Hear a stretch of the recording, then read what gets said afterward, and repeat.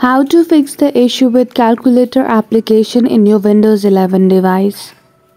In this video, I will show you how can you easily fix the issue with calculator application on your Windows 11.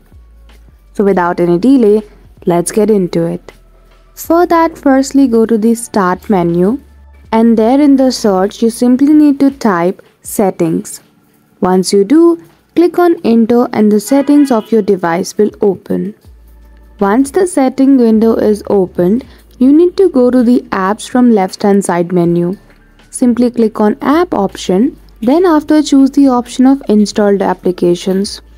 Once you do, you will see the list of applications in your device.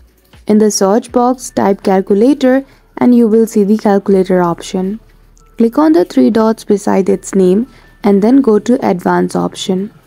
Once you go to the advanced setting of calculator application, there in the below you will see the option of reset. Simply click on it. After following all this step, you are suggested to restart your device. So that's it. That is how easily you can fix the issue with calculator application on your device. So I hope you found this video helpful. If you did, don't forget to give it a thumbs up and subscribe to our channel for such tutorial. Thank you for watching till the end.